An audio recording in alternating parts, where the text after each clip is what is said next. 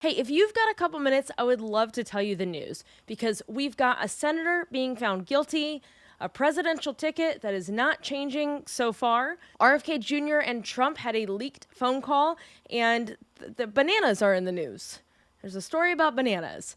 So give me a couple minutes. Let this video play while you go do something nice for yourself. Maybe go outside for a few minutes, enjoy some fresh air. And let me tell you about the news for Wednesday, July 17th. National Hot Dog Day and World Emoji Day. So World Hot Dog Emoji Day. How about that? And now the news.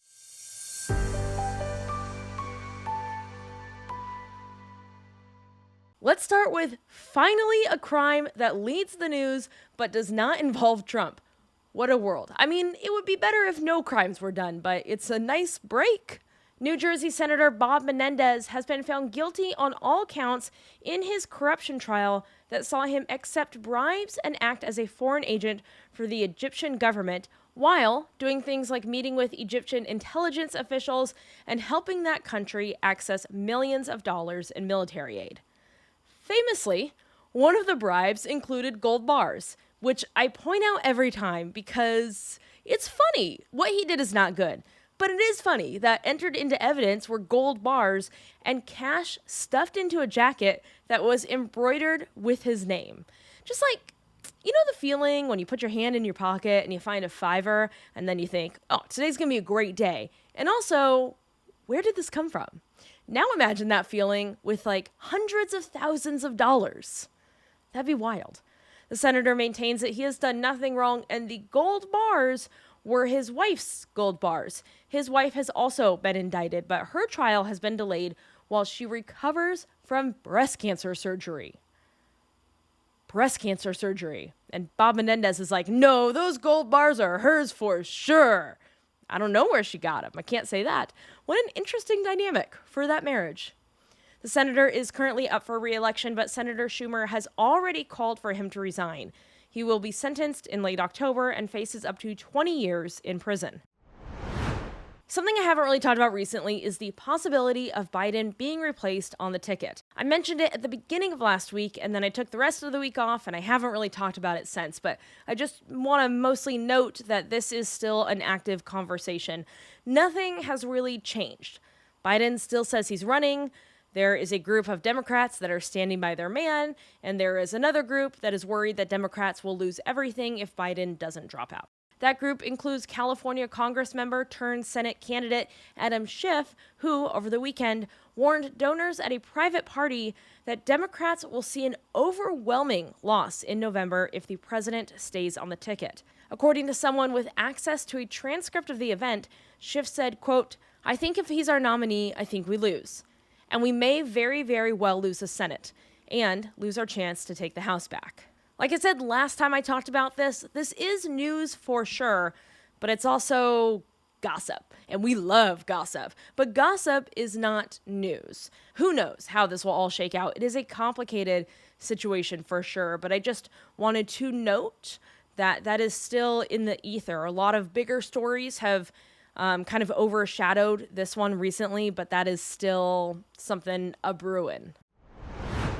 On Tuesday, RFK Jr.'s son, Bobby Kennedy III, accidentally posted a video of a conversation between RFK Jr. and Trump from over the weekend. In the call, Trump talked about his concern over vaccines, saying, quote, "When you feed a baby, Bobby, a vaccination that is like 38 different vaccines, and it looks like it's meant for a horse, not a, 10-pound or 20-pound baby."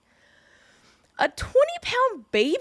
In my head, he's talking about a newborn baby. 20 pounds is a lot of pounds for a newborn baby. Also, 38 vaccines. To quote Ben Wyatt, I don't even have time to tell you how wrong you are.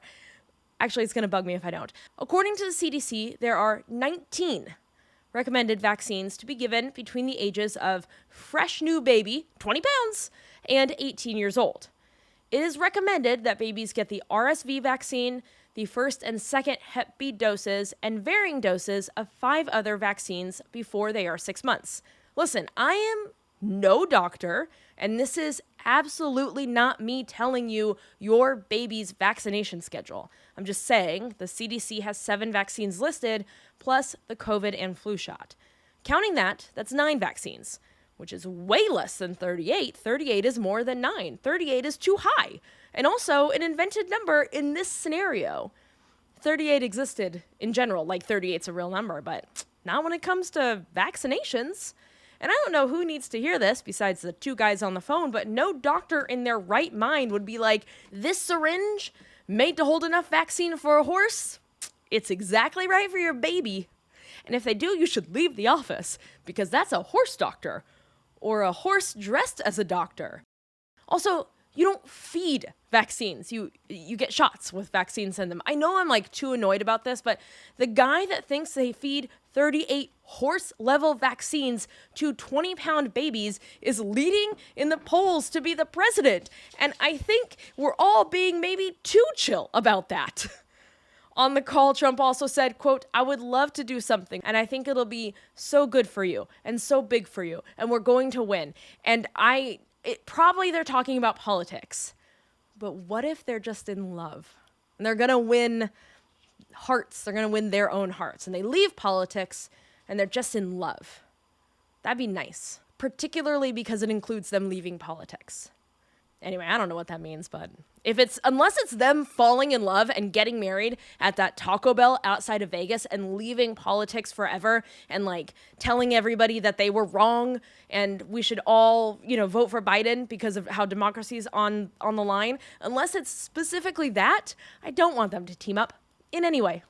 Trump also said that Saturday's shooting felt, quote, like the world's largest mosquito, and that President Biden's call, quote, was very nice, actually. It should be noted that President Biden did call Trump. Trump has still, that anyone is aware of, not called the family of the man who died at his rally, nor has he called or visited the others who were injured. What a guy. And finally, more than 6 tons of cocaine were hidden in a shipment of bananas traveling from Ecuador to Germany on Tuesday.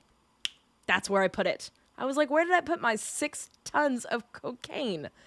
That's a joke. If you're the law, that's a joke. Anyway, this story I'm only including this story because it proves that George Bluth Sr. was right. There's always money in the banana stand.